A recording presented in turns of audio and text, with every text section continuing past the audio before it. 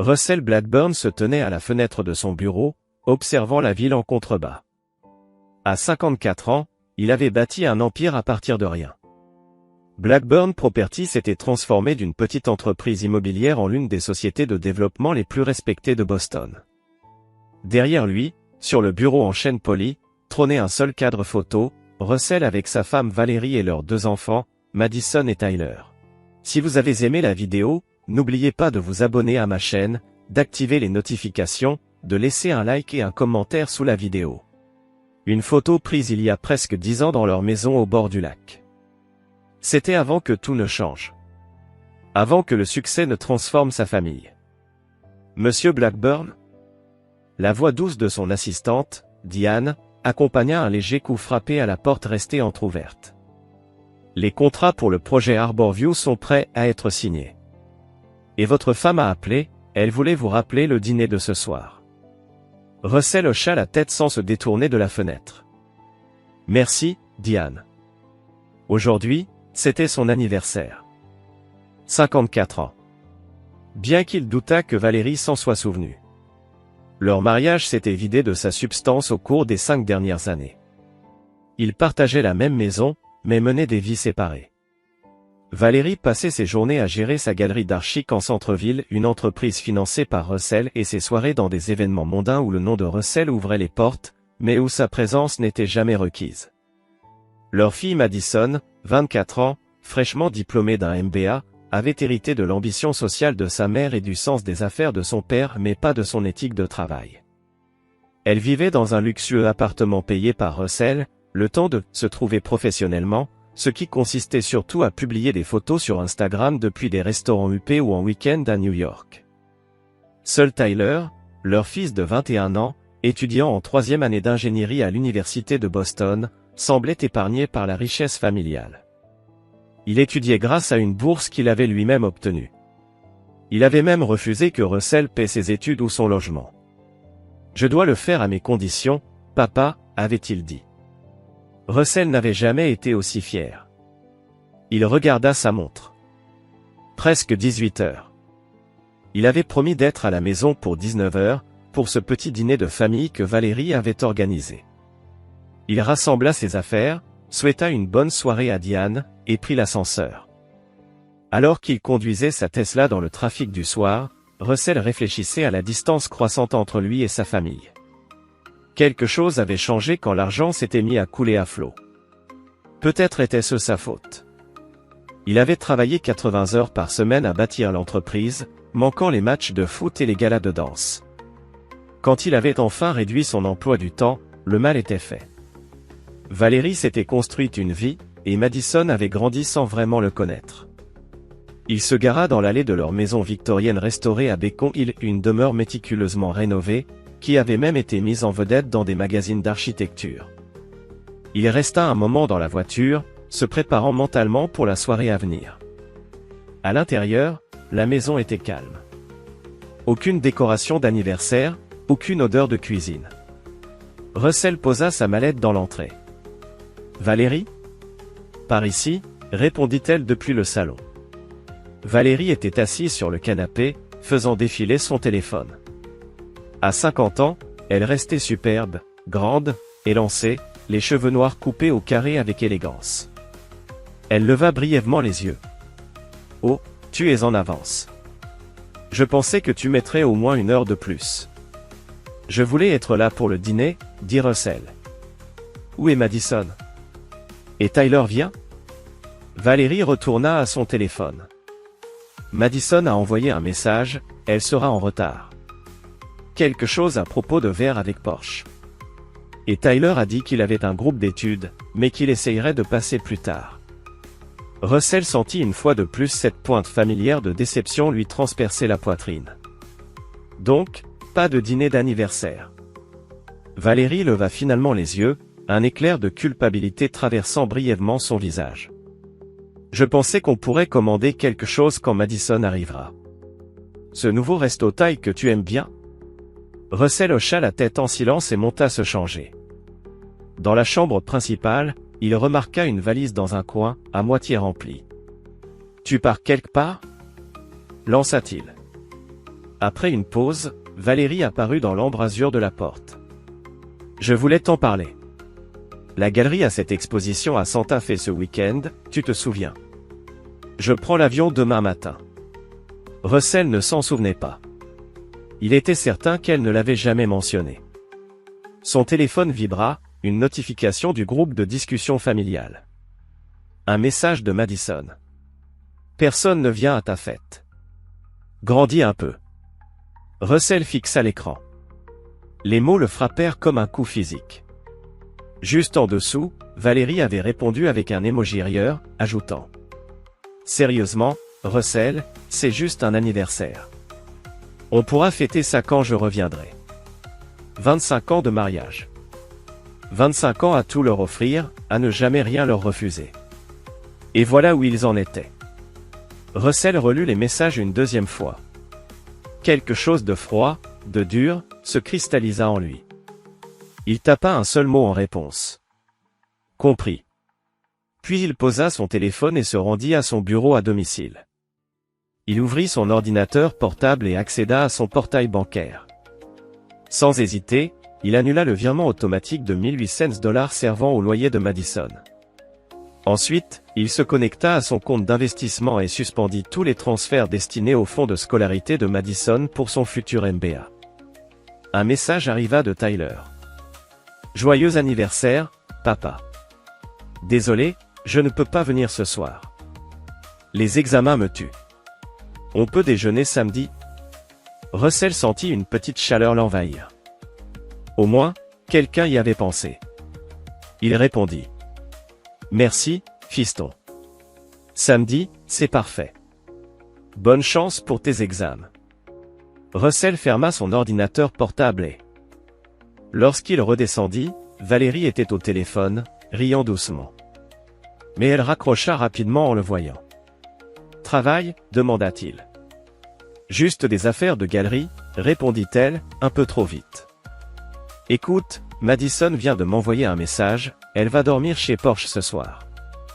Alors, peut-être qu'on pourrait faire quelque chose demain, avant mon vol ?» Russell esquissa un sourire froid, vide, qui n'atteignit pas ses yeux.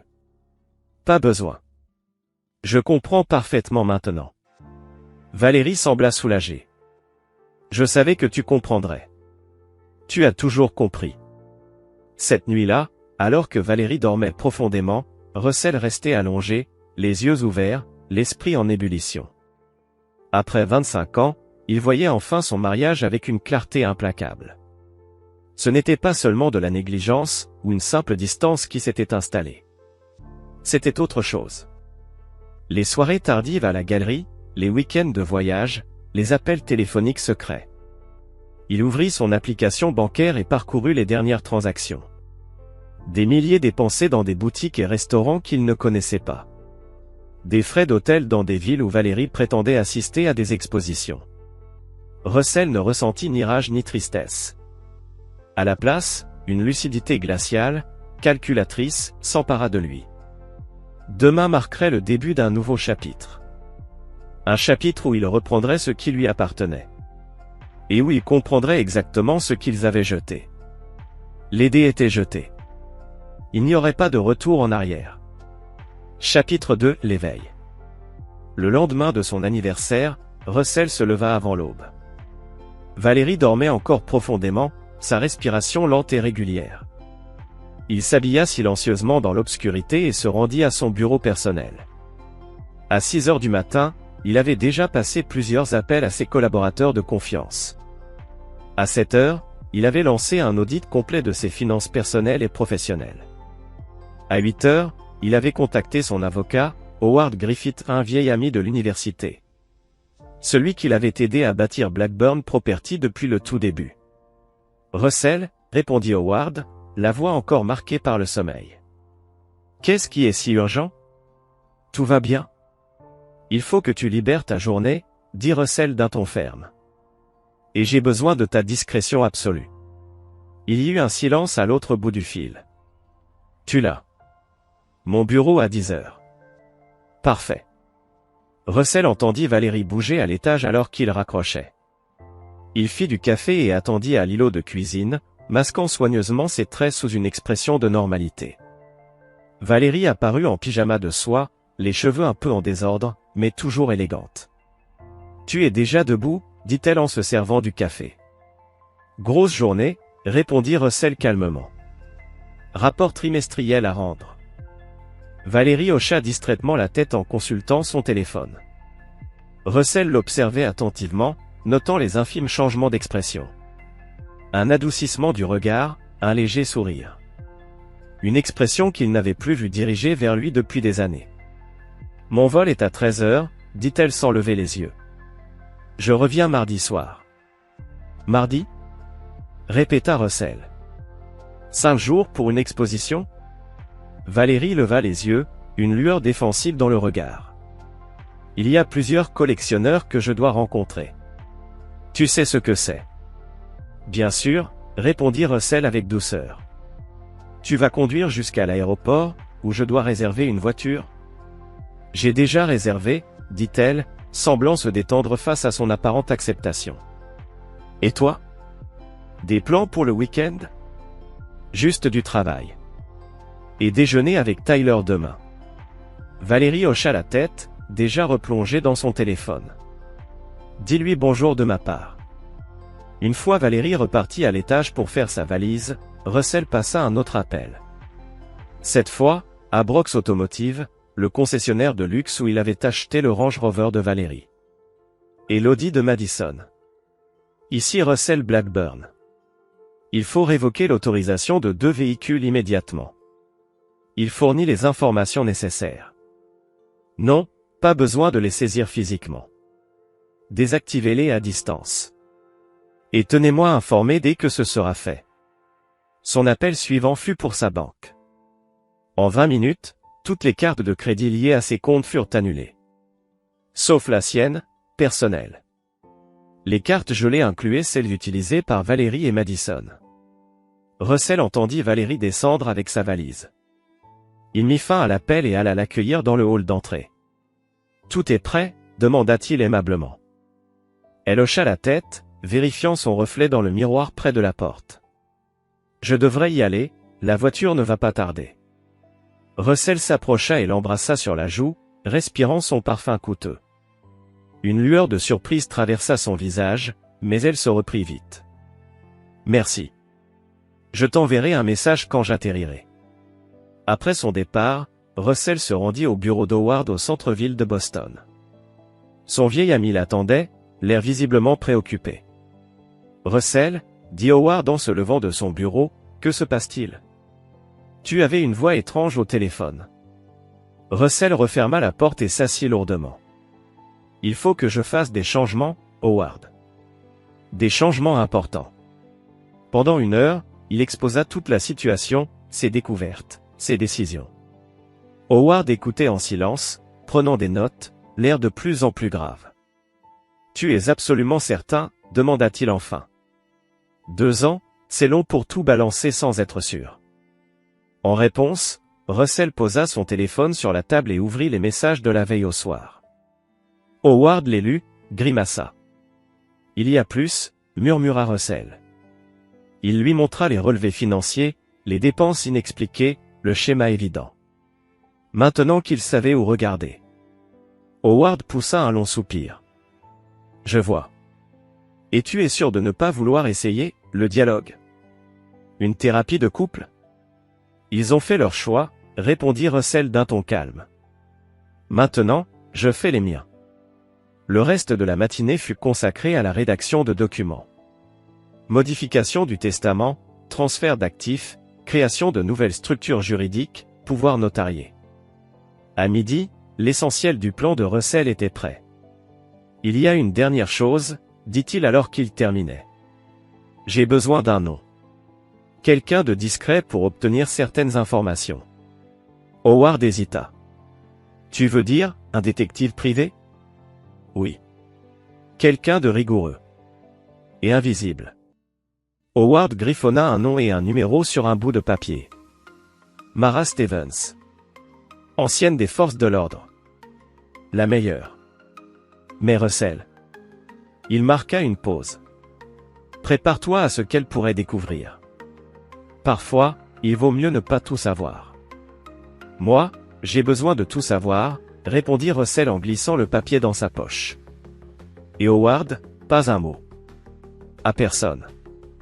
Pas même à ta femme. Tu as ma parole, dit Howard gravement. Mais Russell, fais attention. La vengeance a le pouvoir de consumer celui qui la cherche. Russell secoua la tête. Ce n'est pas de la vengeance, Howard. C'est de la justice. En quittant le cabinet, son téléphone vibra. Notification de Brox Automotive, service effectué comme demandé. Un sourire dur étira ses lèvres. Il imagina la scène. Valérie coincée à l'aéroport, la voiture absente. Ses cartes refusées en tentant de réserver une autre. Madison, incapable de démarrer sa voiture pour sa virée shopping habituelle. Loyers impayés. Compte gelé. Et ce n'était que le début. L'après-midi, Russell rencontra Mara Stevens dans un petit café discret à Cambridge. Loin de ses lieux habituels.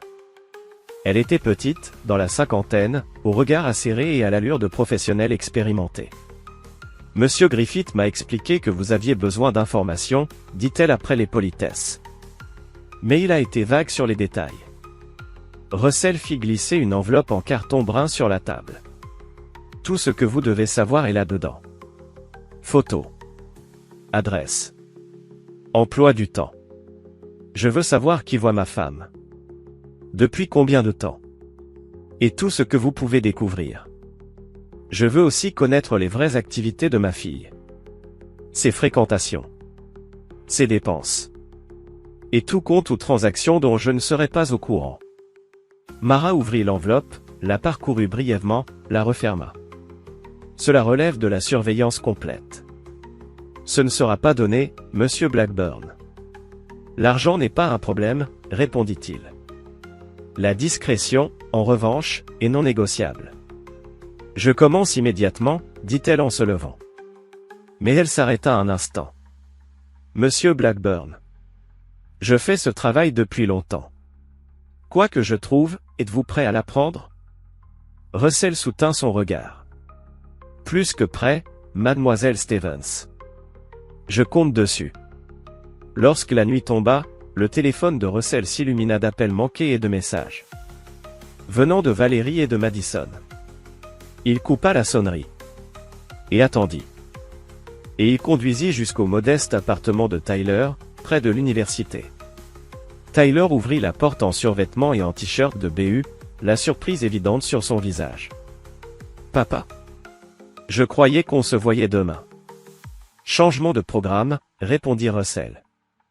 Je peux entrer? Il faut qu'on parle.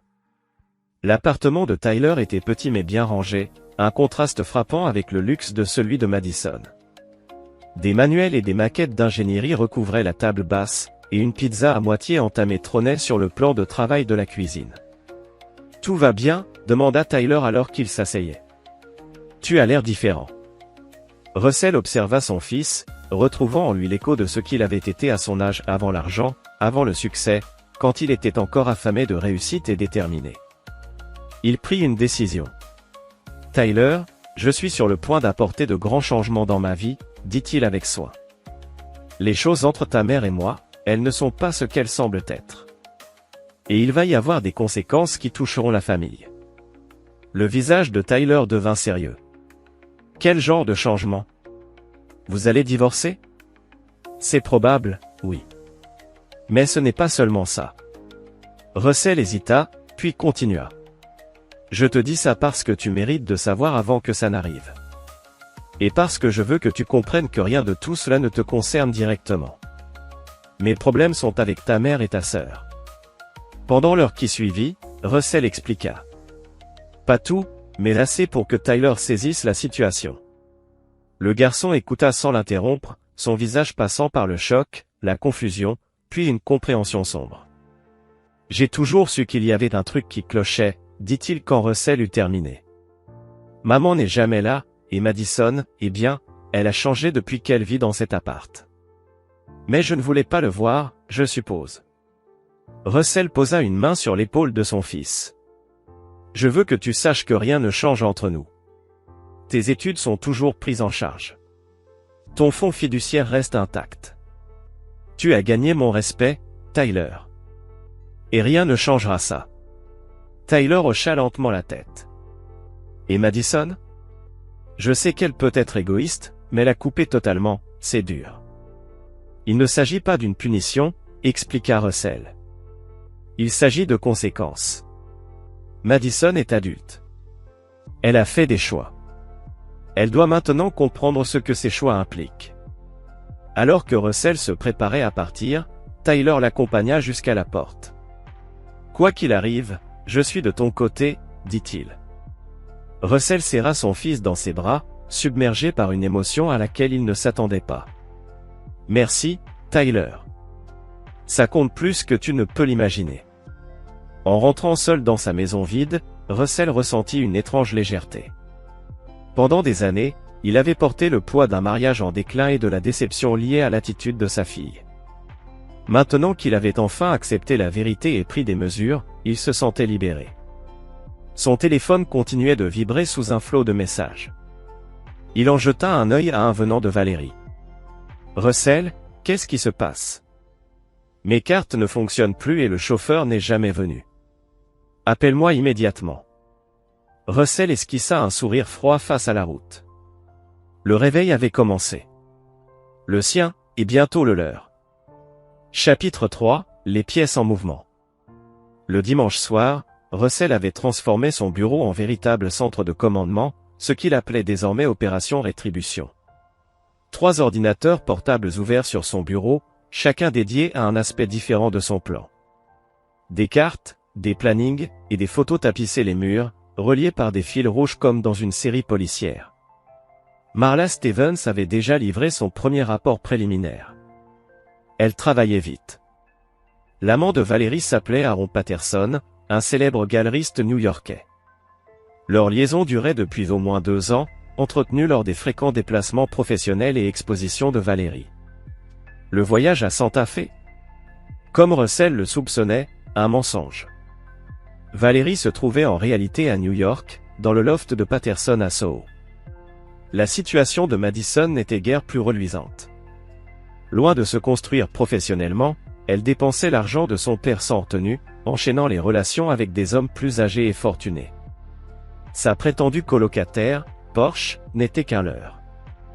Madison vivait seule dans l'appartement de luxe financé par Russell, mais maintenait la fiction d'une colocataire pour justifier des frais supplémentaires qu'elle empochait. Mais la révélation la plus alarmante venait de l'enquête financière. Valérie siphonnait méthodiquement leur compte joint vers un compte offshore privé. Plus de 1,2 million de dollars. Russell n'en savait rien. Assis dans son fauteuil, il encaisse tout. La trahison était plus complète qu'il ne l'avait imaginé. Ce n'était pas un éloignement progressif. C'était une tromperie calculée. Son téléphone vibra de nouveau. Madison. Pour la 20e fois de la journée. Il se décida enfin à décrocher. « Allô Madison? »« Papa » cria-t-elle, paniquée.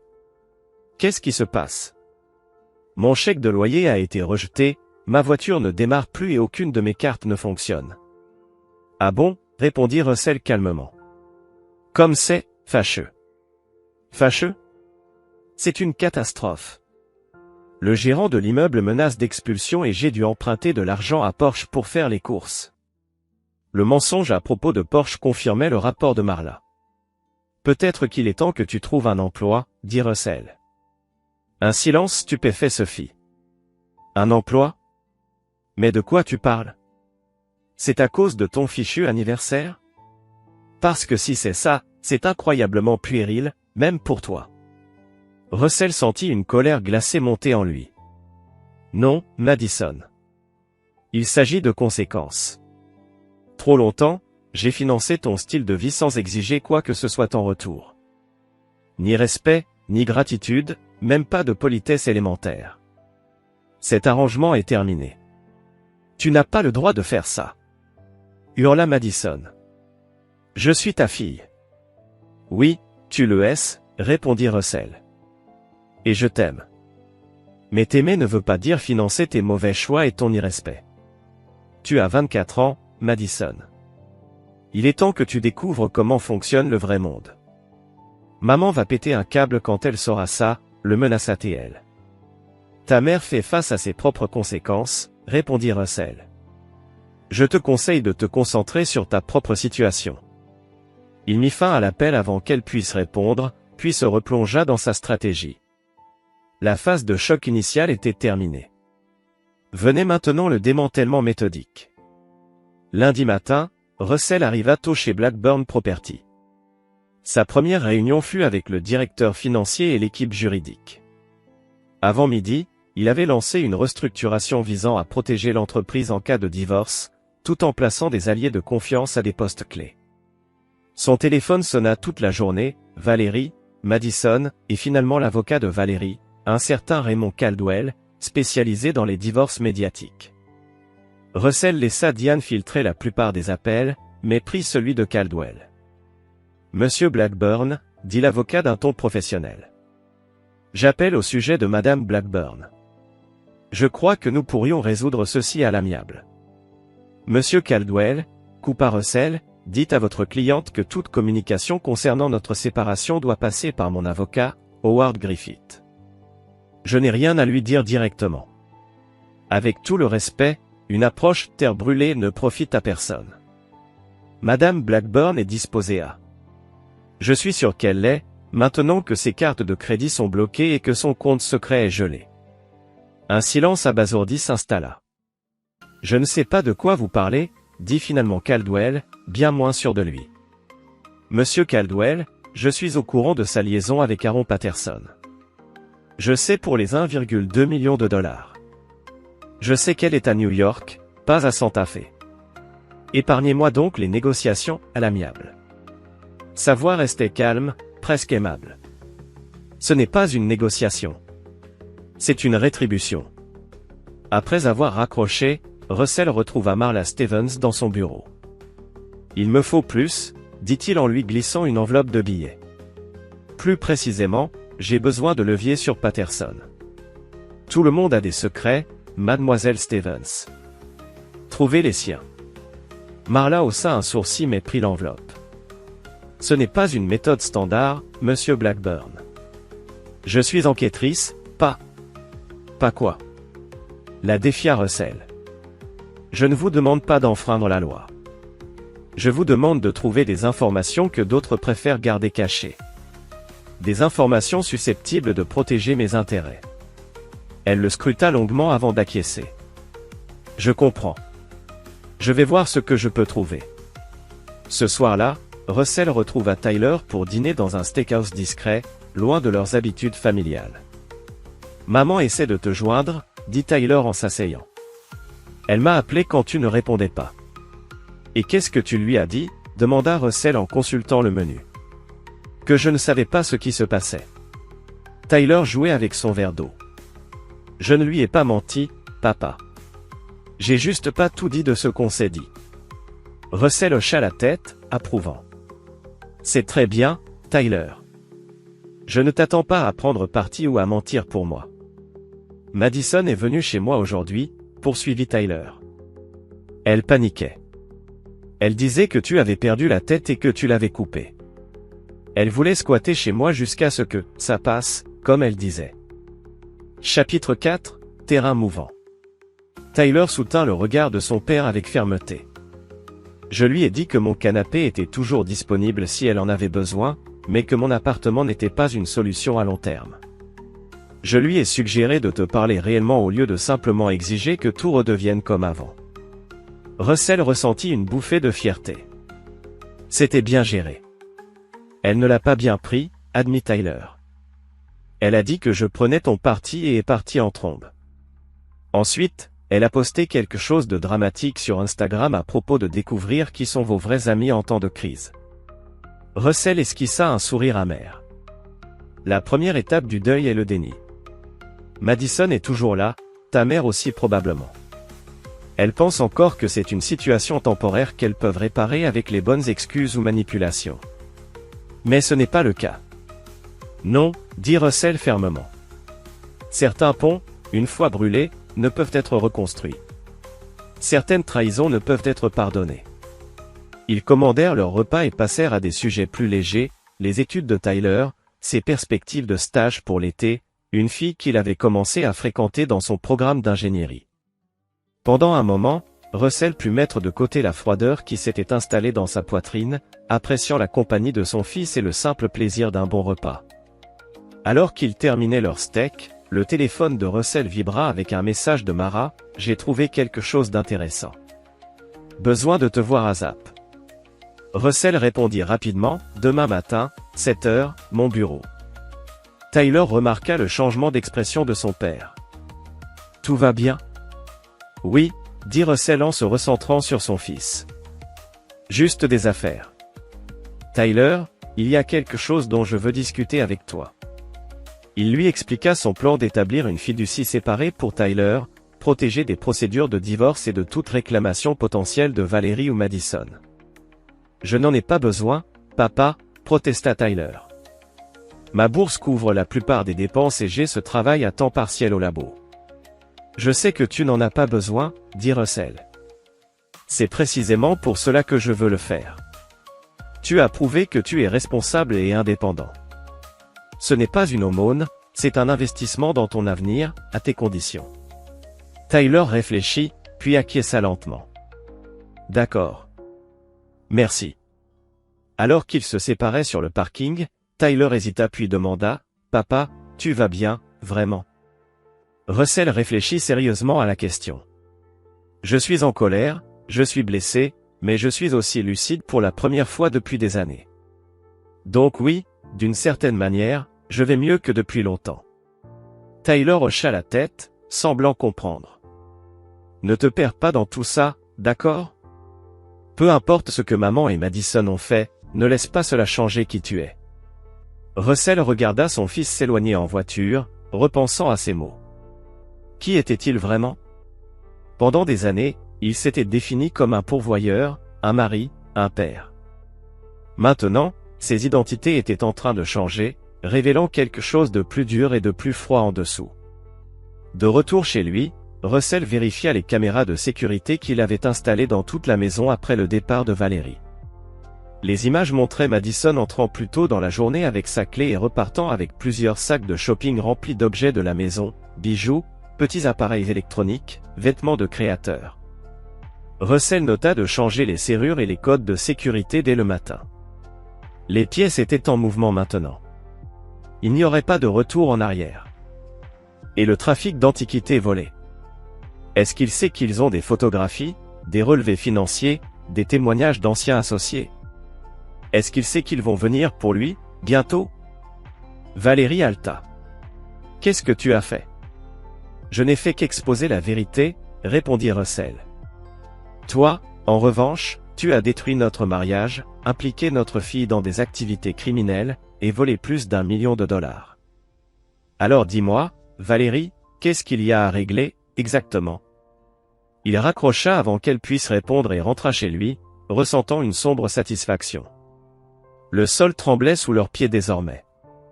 Bientôt, il n'aurait plus rien sur quoi tenir. Le lendemain matin, Russell reçut un appel de l'agent Bishop. « Nous intervenons ce soir contre Patterson, l'informa-TL.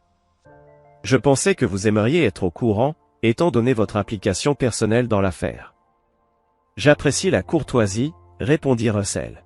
« Vous allez l'arrêter à sa galerie ou à son domicile? »« La galerie. Nous avons un mandat pour fouiller les 2 lieux, monsieur Blackburn. » Bishop hésita. « Il est fort probable que votre femme soit présente au moment de l'arrestation. Nous n'avons pas, à ce stade, de preuves suffisantes pour l'inculper comme complice, mais elle sera interrogée. »« Je comprends, » dit Russell. « Merci pour l'information, agent Bishop. » Après avoir raccroché, Russell contacta Tyler et lui demanda de venir au bureau. Il devait préparer son fils à ce qui allait arriver. Tyler arriva 1 heure plus tard, l'air inquiet. « Papa, qu'est-ce qui se passe? Tu avais l'air sérieux au téléphone. » Russell ferma la porte de son bureau et lui expliqua la situation, les activités criminelles de Patterson, l'intervention du FBI prévue pour le soir même, et la possibilité que Valérie soit interrogée, ou même arrêtée. Tyler écouta, en silence, le visage de plus en plus blême à chaque révélation. Madison aussi, demanda-t-il enfin, à peine audible. Russell hocha la tête, le visage grave. Elle a recruté des clients pour le réseau de faux de Patterson. Le FBI a ces messages où elle discute de cibles précises et de comment les exploiter. Tyler s'effondra dans une chaise, passant ses mains dans ses cheveux. Jésus, papa. C'est bien au-delà de ce que j'imaginais. Je pensais que maman avait peut-être une liaison, ou qu'elle dépensait trop d'argent, mais ça? Je sais, dit Russell doucement. Moi non plus, je ne voulais pas y croire. Mais les preuves sont irréfutables. Et maintenant, demanda Tyler. Ce soir, Patterson sera arrêté. Ta mère sera probablement emmenée pour être interrogée. Madison aussi, peut-être. Les médias vont en parler. Patterson est très connu dans le monde de l'art, et l'ampleur de son opération est énorme. Russell tendit à Tyler une carte de visite. Voici les coordonnées de l'agent Bishop. Si des journalistes t'approchent, oriente-les vers elle. Ne dis rien d'autre. Tyler hocha la tête, hébété, en fixant la carte. Papa. Est-ce que c'est toi qui as fait ça? Tu les as piégés pour le FBI? Russell soutint calmement le regard de son fils. J'ai fourni des preuves d'activité criminelle aux autorités compétentes. Ce qui se passe ensuite ne dépend plus de moi. Ce soir-là, Russell regarda les infos locales depuis son bureau à domicile. Le raid sur la galerie de Patterson fit la une du journal télévisé. Des images montraient les agents du FBI menottant Patterson, emportant des cartons de preuves depuis la galerie. Valérie était brièvement visible en arrière-plan, le visage livide, sous le choc, alors que les agents l'interrogeaient. Son téléphone vibra, un message de Madison. « Qu'est-ce que tu as fait ?» Ils interrogent maman. C'est de la folie. Rappelle-moi tout de suite. Russell ne répondit pas. Il ouvrit son ordinateur portable et rédigea un email à destination du conseil d'administration et des investisseurs clés de son entreprise, expliquant que sa famille était impliquée dans une affaire juridique susceptible de provoquer une mauvaise publicité, mais les assurant que Blackburn Property était isolé de toute retombée. Le sol avait bougé. L'avalanche commençait. Chapitre 5 La chute des dominos. Le vendredi matin, l'arrestation de Patterson était devenue un événement majeur, tant dans les médias locaux de Boston que dans le monde de l'art. Le propriétaire d'une galerie de renom inculpé dans une vaste affaire de faux en art, titrait The Boston Globe. Le nom de Valérie apparaissait dans le 3e paragraphe, décrite comme une proche collaboratrice de Patterson coopérant avec les enquêteurs. Russell, installé à l'îlot de sa cuisine, buvait son café en lisant les articles sur sa tablette. Son téléphone n'avait pas cessé de sonner depuis que la nouvelle avait éclaté, amis, collègues, connaissances sociales, tous curieux du scandale et de son lien avec celui-ci. Il avait demandé à Diane de filtrer tous les appels et de ne prendre que des messages. Le seul à qui il parlait était Tyler. « Maman a essayé de m'appeler », lui avait dit Tyler tard la veille, la voix tendue. « Je n'ai pas décroché. Je ne sais pas quoi lui dire. »« Tu n'as rien à dire », l'avait assuré Russell. « C'est entre ta mère et la justice. Tu n'es pas impliqué. » Alors qu'il terminait son café, la sonnette retentit. Il consulta la caméra de sécurité, et fut surpris de voir Madison sur le pas de la porte, décoiffée, paniquée. Contre toute prudence, il ouvrit. « Espèce de salaud !» siffla Madison en le bousculant pour entrer. « Tu n'as aucune idée de ce que tu as fait ?» Russell referma la porte avec calme. « Je crois, au contraire, que j'ai révélé une opération criminelle qui se déroulait dans la galerie de ta mère. Une opération à laquelle tu étais mêlé, si je ne me trompe pas. » Le visage de Madison vira au rouge. « C'est absurde. Je ne savais rien des faux. » Russell marcha vers son bureau, Madison sur ses talons. Il s'assit à son bureau et ouvrit son ordinateur portable. « Et ces messages, entre toi et Patterson, où vous discutez des cibles susceptibles de se faire berner par certaines pièces, à cause de leur manque de connaissances. » C'était pour des ventes légitimes, répliqua Madison, hésitante. Il tourna l'écran vers elle.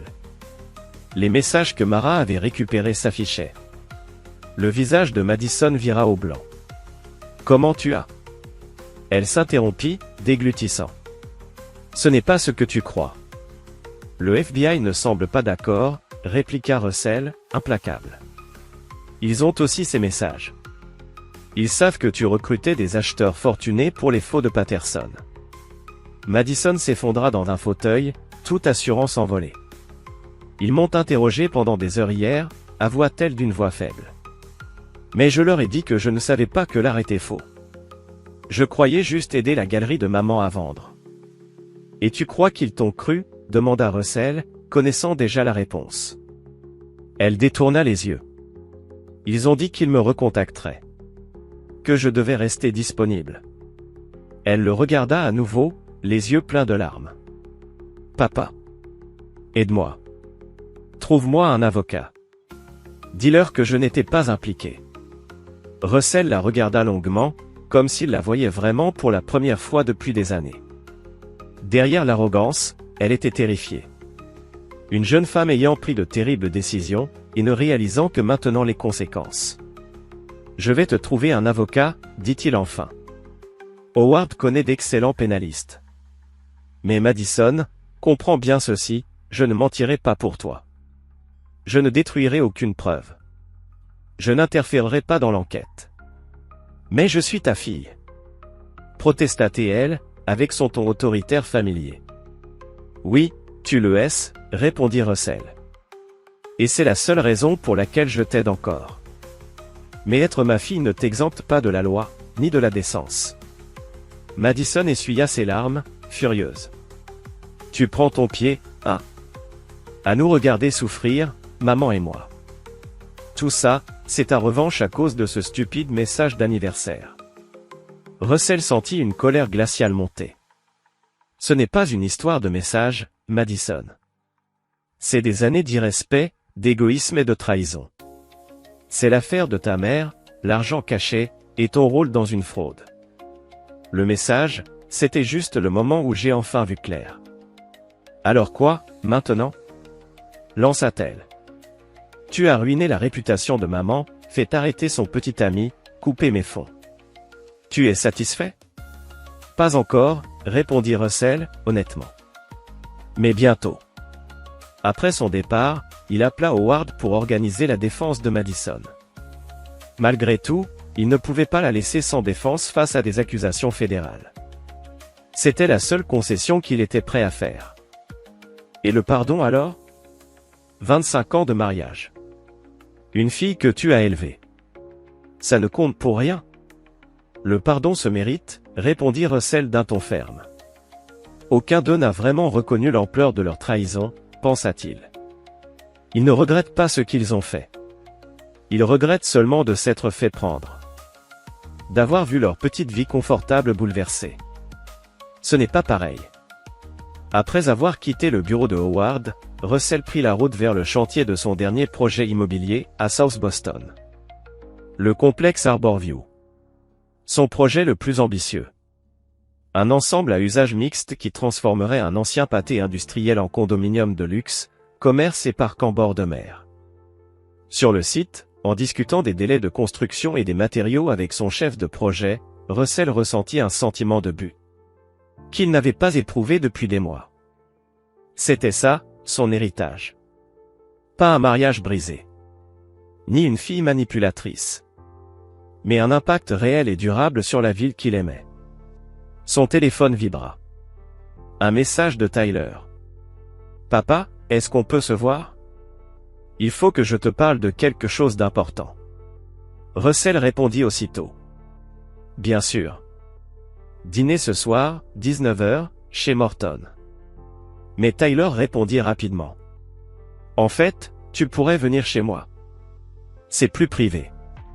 Russell ressentit une légère inquiétude. Tout va bien?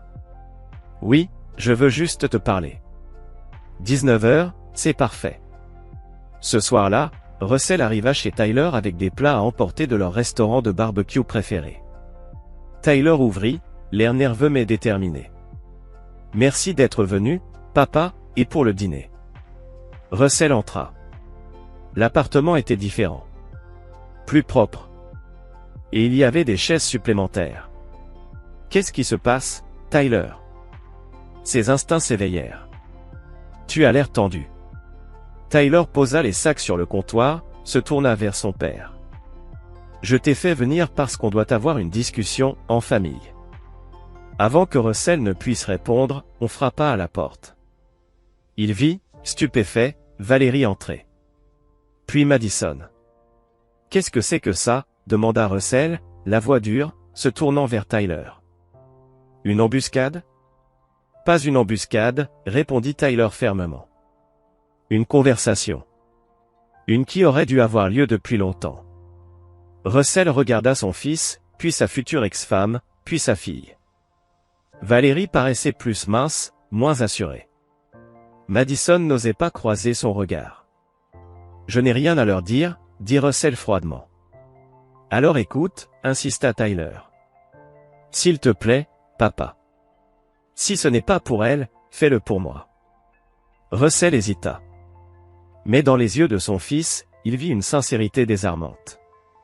Il hocha la tête, et s'assit dans le coin le plus éloigné du petit salon. Merci d'être venu, Russell, commença prudemment Valérie en s'asseyant en face. Tyler ne m'avait pas dit que tu serais là, répliqua-t-il. Sinon, je ne serais pas venu. Je sais, admit Tyler. C'est pour ça que je ne te l'ai pas dit. Mais cette conversation doit avoir lieu. On est toujours une famille, que tu le veuilles ou non. Russell éclata d'un rire amer. C'est ça que tu appelles une famille? Une femme qui me trompe pendant 2 ans. Qui me vole plus d'1 million de dollars. Et une fille complice d'un réseau criminel? Intéressante définition. Je le mérite, dit calmement Valérie. Tout. Ce que j'ai fait est impardonnable. Je ne suis pas là pour demander ton pardon, Russell. Je suis là parce que Tyler m'a demandé de venir. Et parce que, malgré tout, il a raison. Nous restons liés, à travers nos enfants. Madison leva enfin les yeux. Rouge, cerné. Papa, je sais que tu me détestes. Je le comprends. J'ai été odieuse avec toi, le message d'anniversaire, le mépris, tout le reste. Elle jeta un regard à Tyler. Mais j'essaie de réparer ce que je peux.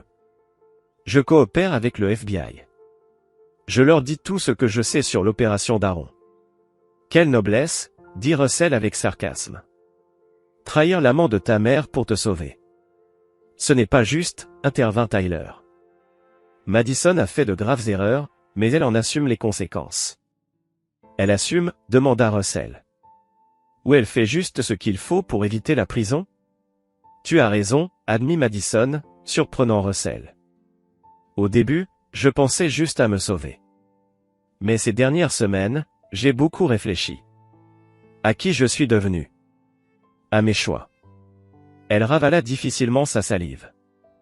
Et je n'ai pas aimé ce que j'ai vu. Je ne veux plus être cette personne. Russell la fixa, cherchant les signes de manipulation qu'elle maîtrisait si bien. Mais ce qu'il vit dans son regard, c'était de la honte. De la vraie. J'ai postulé à des boulots, continua Madison. Des vrais. Pas dans l'art. Des postes débutants où je peux grimper par mes propres mérites. Et tu vis de quoi? Demanda Russell, méfiant. Je t'ai coupé de tous les comptes. J'ai vendu mes vêtements de créateur, dit-elle en regardant son jean et son pull simple. Mes sacs, mes bijoux. C'était suffisant pour une caution et quelques mois de loyer. Russell haussa les sourcils. La Madison qu'il connaissait n'aurait jamais abandonné sa garde-robe de luxe. Russell, dit doucement Valérie. On ne te demande pas de nous pardonner. Ni même de nous faire confiance. On sait que ce n'est pas possible. Peut-être jamais. Mais Tyler nous demande juste de ne plus le laisser coincé entre 2 mondes. Entre sa loyauté pour toi et son amour pour nous. Russell regarda son fils. Il était le seul innocent dans ce désastre. Et pourtant, c'est lui qui souffrait. Obligé de naviguer dans les débris d'une famille brisée. Qu'est-ce que tu proposes exactement? Demanda-t-il. La civilité, répondit Tyler. Pas la réconciliation. Pas le pardon si tu n'es pas prêt. Juste, pouvoir se parler sans hostilité. Être dans la même pièce sans haine. Russell réfléchit. La civilité. Une demande simple, mais monumentale, vu la trahison subie. Et l'accord de divorce, demanda-t-il à Valérie.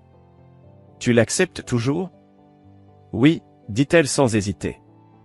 Je ne veux pas me battre. Le règlement est juste. Plus que juste. Russell se leva, marcha jusqu'à la fenêtre. Regarda les lumières de la ville. Une part de lui voulait partir. Couper les ponts. Définitivement. Mais une autre, pensait à Tyler. Je peux être civil, dit-il en se retournant.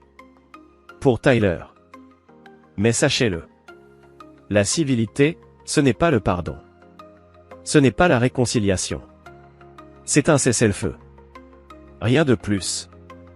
Le soulagement de Tyler était palpable. Merci, papa. C'est tout ce que je demande, pour l'instant. Ils dînèrent ensemble. L'atmosphère était étrange, tendue. Mais pas hostile. Une première depuis longtemps. La conversation resta neutre. Les études de Tyler, la météo. C'était un début. À la fin de la soirée, alors que Valérie aidait Tyler à ranger, Madison s'approcha. « Papa » murmura-t-elle. « Je sais que les mots ne valent pas grand-chose maintenant. Mais je suis désolé. Pas juste d'avoir été prise. Mais d'être devenue cette personne. De t'avoir blessé. De t'avoir pris pour acquis. » Russell scruta son visage. Il ne vit ni arrogance ni manipulation. Seulement, du regret. Et un éclat de la petite fille qu'elle avait été, avant que l'argent et le statut ne la corrompent. Les actes parlent plus que les mots, Madison, dit-il sans dureté. Montre-moi qui tu deviens, pas qui tu étais. Je vais te le montrer. Je te le promets, dit-elle en retenant ses larmes. Alors que Russell s'apprêtait à partir, Valérie l'approcha une dernière fois. Merci d'être venu ce soir. Ça a compté pour Tyler, et pour moi. Ça ne change rien entre nous, répondit-il froidement. Je sais, dit-elle tristement.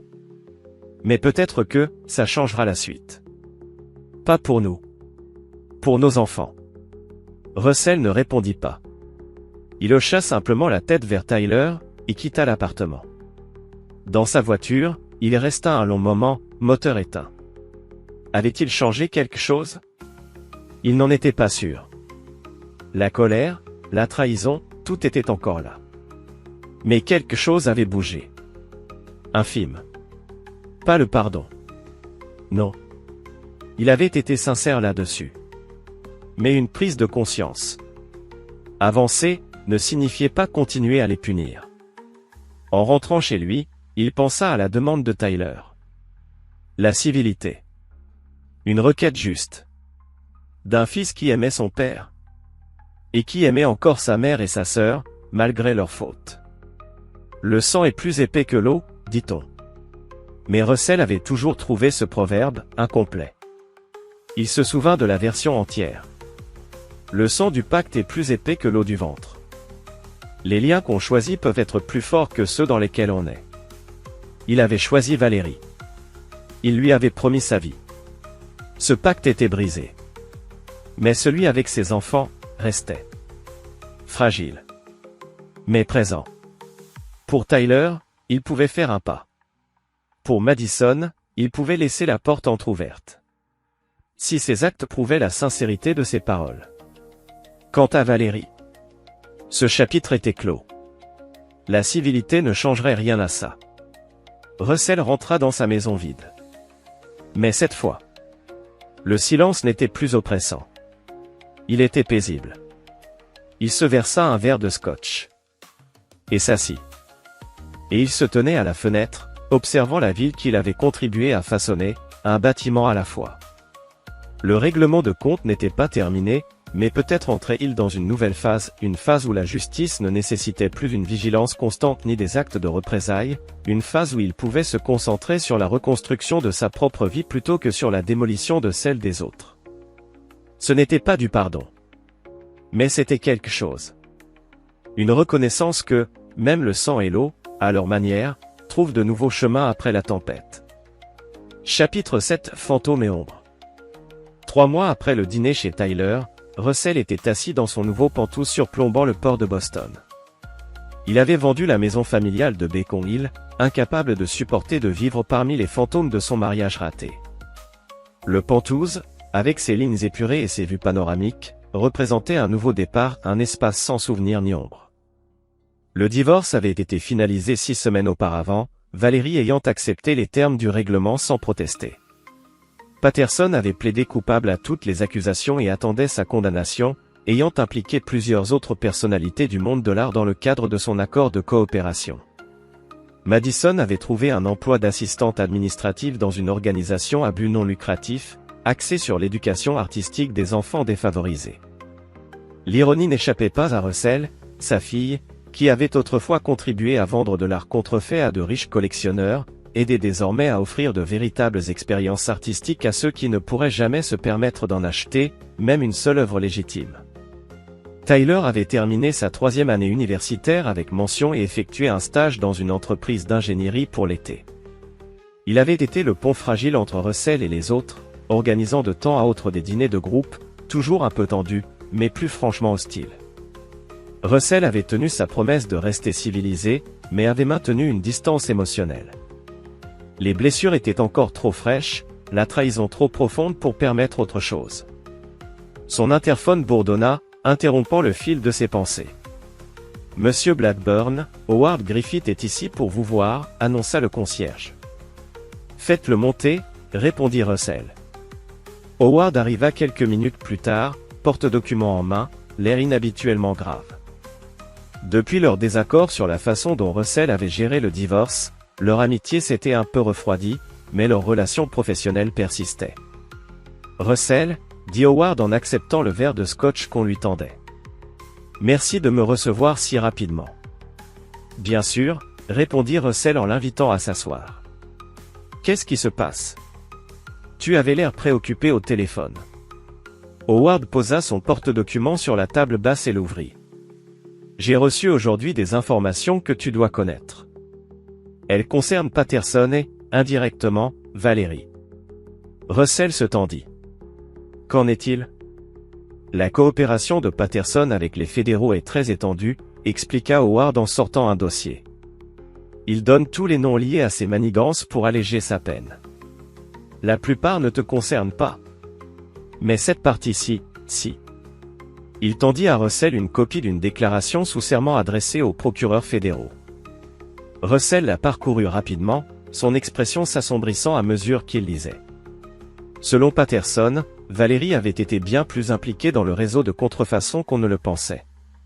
Elle n'avait pas simplement été complice, elle avait activement participé, utilisant ses connexions grâce à Russell pour identifier des acheteurs potentiels, y compris plusieurs de ses associés professionnels et amis.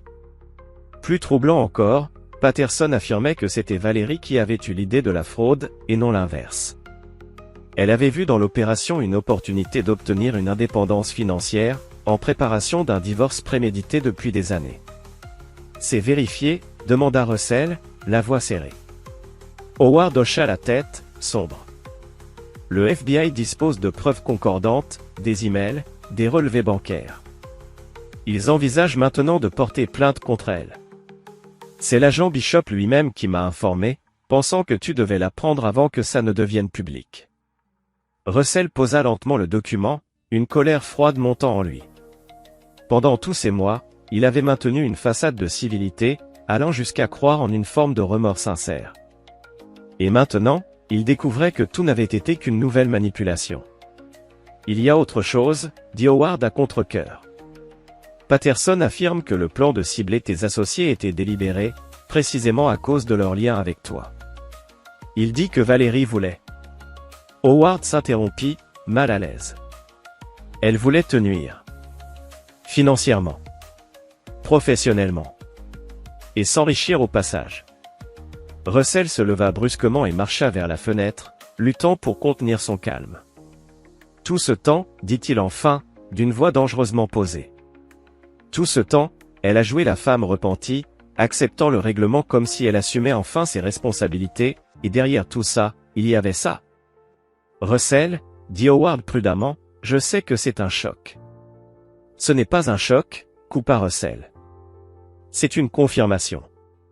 Confirmation que j'avais raison depuis le début de ne pas lui pardonner. De ne pas croire en ses soi-disant regrets. Il se tourna vers Howard. Quel est le calendrier? Quand cela va-t-il devenir public? Des charges pourraient être déposées dès la semaine prochaine, répondit Howard. Les médias s'en empareront immédiatement. Russell hocha la tête, l'esprit déjà en mouvement. Est-ce que Tyler sait? Ou Madison? Pas encore, dit Howard. L'agent Bishop m'a contacté en premier, vu notre implication dans l'affaire. Russell se mit à faire les 100 pas. La civilité qu'il avait maintenue pour le bien de Tyler lui semblait à présent être une autre du prix.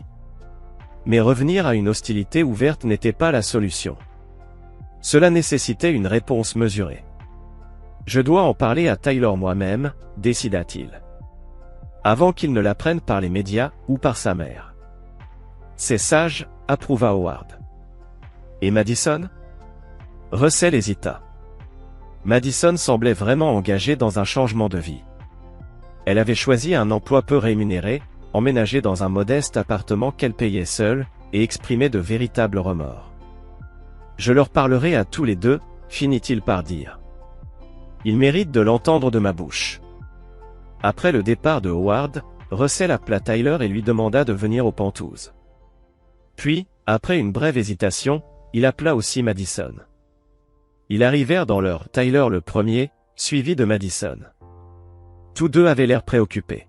« Papa, que se passe-t-il » demanda Tyler une fois dans le salon. « Tu avais l'air très sérieux au téléphone. J'ai reçu aujourd'hui des informations sur votre mère. Des informations qui vont bientôt devenir publiques. » Il leur tendit à chacun une copie de la déclaration de Patterson. « Lisez. » Maintenant. Les deux enfants lurent en silence. Leurs visages passèrent de la confusion, à la stupeur, puis à la détresse. Madison termina la première, les mains tremblantes. « C'est impossible, chuchota-t-elle. Maman elle ne ferait jamais ça. » Tyler termina à son tour, livide. « Les gens que Patterson nomme, ce sont tes amis. Tes associés. Des gens qui te faisaient confiance. » Oui, confirma Russell gravement. Et votre mère a utilisé cette confiance, utilisé sa connexion avec moi, pour les cibler. Il doit y avoir une erreur, insista Madison. Aaron, c'est pour se sauver lui-même. Le FBI détient des preuves, répliqua Russell. Des emails. Des documents financiers. Il s'apprête à la poursuivre.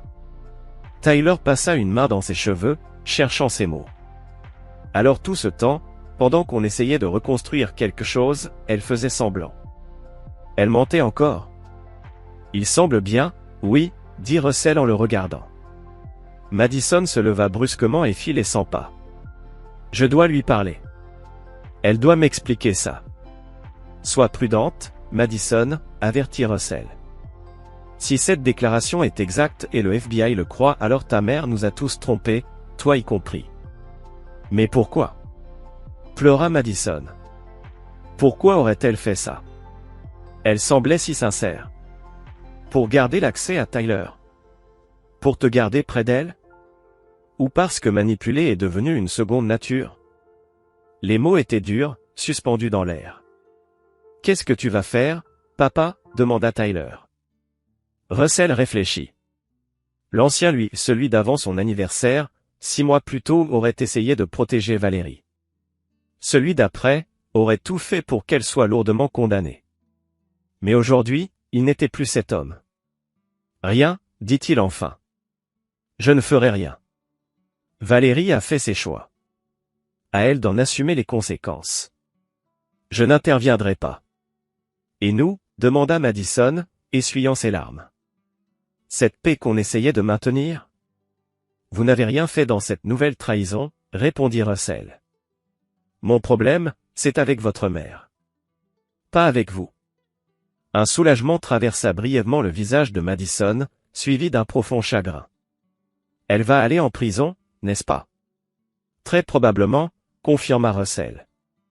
Le FBI pense avoir un dossier solide. La fraude artistique à ce niveau, surtout inter-État, est gravement punie. Tyler se leva, regardant le port à travers la fenêtre. Madison resta assise, semblant perdue. J'aurais dû le voir, murmura-t-elle. J'étais dans la galerie. J'ai présenté des gens à Aaron. J'aurais dû comprendre. Tu as vu ce qu'elle voulait que tu vois, dit Russell sans méchanceté. Vous deux. Valérie est douée pour imposer la réalité qu'elle choisit aux autres. Madison le fixa. C'est pour ça que tu ne l'as jamais pardonné? Parce qu'au fond, tu savais qu'elle n'était pas sincère? Russell réfléchit. Je ne l'ai pas pardonné, parce que le pardon se mérite par des actions, pas des mots. Ces actes, il s'avère, sont restés mensongers. Mais, ajouta-t-il en voyant l'expression bouleversée de sa fille, cela ne veut pas dire que le pardon est impossible pour tout le monde. Madison le regarda avec hésitation. Même pour moi? Tu as changé, admit Russell. Tu as reconnu tes fautes. Tu as accepté les conséquences. Tu as commencé à reconstruire ta vie honnêtement. C'est différent.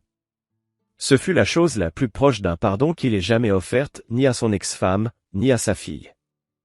Madison comprit l'importance de ce moment. Les larmes coulèrent. Merci, souffla-t-elle. Je n'aurais jamais cru t'entendre dire ça. Tyler revint vers eux, le regard déterminé. Je dois parler à maman. Entendre sa version. Sois prudent, répéta Russell. Elle fait face à de graves accusations. Tout ce que tu lui diras pourrait être utilisé contre elle. Je comprends, répondit Tyler. Mais je dois la regarder dans les yeux et lui poser ces questions. Alors que ses enfants se préparaient à partir, Russell les arrêta à la porte. Peu importe ce qui se passe ensuite, n'oubliez pas ceci, ces choix ne sont pas les vôtres. Ces actions ne sont pas votre fardeau. Après leur départ, Russell se servit un autre scotch et retourna à la fenêtre. Les lumières de la ville s'allumaient tandis que le crépuscule tombait, l'eau du port fonçant à mesure que le ciel s'assombrissait. Il se sentait étrangement calme face à cette nouvelle révélation. 6 mois plus tôt, cela l'aurait anéanti. Aujourd'hui, cela ne faisait que confirmer ce qu'il avait toujours su. Valérie n'avait jamais changé. Ses remords, l'acceptation des termes du divorce, sa prétendue volonté de préserver une paix familiale, tout cela n'avait été qu'un jeu d'actrice, un calcul destiné à garder accès à Tyler, voire à se protéger si jamais Patterson décidait de tout révéler. Les fantômes de son mariage rôdaient encore, mais ils s'estompaient. Les ombres de la trahison, elles aussi, commençaient enfin à s'effacer. Russell ne voyait tout simplement rien. Son téléphone sonna. « Papa, dit Tyler, stressé. Tu as vu les infos? Oui. Comment tu tiens le coup? Madison est bouleversée. Maman refuse d'admettre la vérité. Elle dit que Patterson ment pour réduire sa peine. Une défense prévisible, nota Russell. Le FBI l'a arrêté ce matin. Elle m'a appelé pour savoir si je pouvais l'aider à payer la caution. Et qu'est-ce que tu lui as répondu? Que je voulais t'en parler d'abord. C'est ma mère, mais je ne sais pas quoi faire. La caution est un demi-million. Tyler, je comprends, mais les preuves contre elle sont solides. Payer sa caution ne changera rien. Je sais, mais je ne peux pas la laisser en prison. Si tu choisis de l'aider, fais-le. Mais sois prêt à ce qu'elle ne l'apprécie pas comme tu l'espères. Après l'appel, Russell reçut un autre appel, cette fois de l'avocat de Patterson. Mon client souhaite vous parler. Il a des informations sur votre ex-femme. Quel genre d'informations? Des informations personnelles, qui ne figurent pas dans sa déclaration officielle. Pourquoi me les partager maintenant? Il ressent une obligation morale, et peut-être un espoir pour sa sentence. Russell, contre toute attente, se rendit au centre de détention. Patterson, défiguré par la prison, lui parla d'une affaire vieille de 3 ans, selon laquelle Valérie l'avait approché pour vendre des faux via les contacts de Russell. « Mais pourquoi m'en parler maintenant ?» demanda Russell. Parce qu'elle m'a manipulé, comme elle vous a manipulé. Elle a orchestré tout ça. Russell appela Catherine, sa belle-sœur, pour savoir si elle avait vu des preuves de leur prétendue liaison. Catherine, choquée, nia catégoriquement l'existence de telles preuves. Russell comprit que Valérie avait inventé un mensonge pour justifier sa trahison. Le lendemain, après avoir réfléchi à tout cela, Russell se rendit chez Howard. Il expliqua que Valérie avait fabriqué l'histoire de la liaison pour justifier ses actions. « Et est-ce que ça t'apporte de la paix ?» demanda Howard. « Pas vraiment. Mais la clarté est déjà une forme de liberté. » Plus tard, Madison appela Russell pour lui annoncer que Tyler avait payé la caution de sa mère. Valérie voulait le voir avant son procès pour clarifier des malentendus. Russell refusa, convaincu que ce serait une manipulation de plus. « Sois prudente, Madison. Ne la laisse pas te manipuler, conseilla-t-il. Tyler et Russell étaient assis dans la galerie, le visage sérieux. Madison était à côté de Tyler. Le prévenu avait plaidé coupable de fraude électronique et postale, et le gouvernement recommandait 8 ans de prison. Valérie se tenait debout avec son avocat, défendant sa coopération et son absence de casier judiciaire. Elle se dit pleine de regrets et accepta sa responsabilité. Le juge prononça une peine de 6 ans de prison, suivie de restitution aux victimes. Valérie croisa brièvement le regard de Russell en quittant la salle. Une reconnaissance silencieuse, sans pardon ni réconciliation. Dehors, la presse attendait. Russell protégea ses enfants des caméras. Dans la voiture, Madison demanda si Valérie pensait vraiment ce qu'elle avait dit.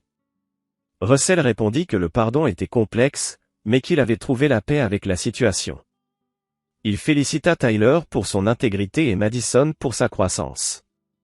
Au dîner, Diana, une architecte qu'il fréquentait depuis 2 mois, rencontra Tyler et Madison.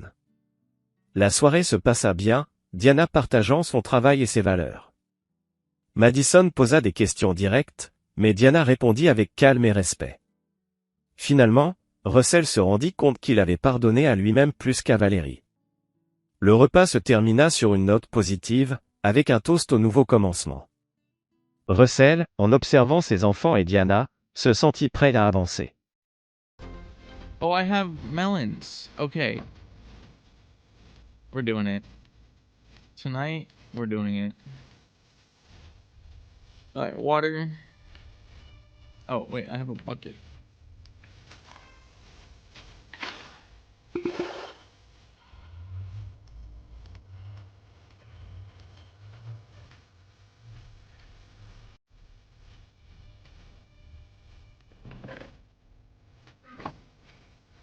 Hey, thank you, the unnamed.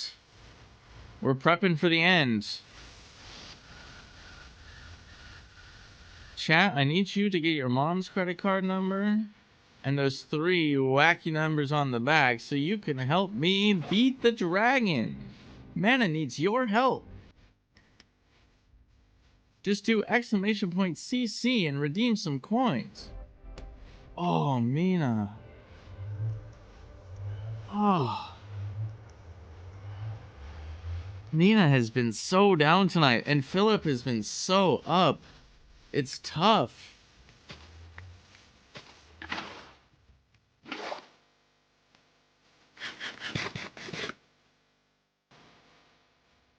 Okay, we got the awkward potion. Holy shit! Whoa, whoa, whoa, whoa, whoa! Chill! What do you mean we're at 26 out of 30? Holy shit, someone kill him!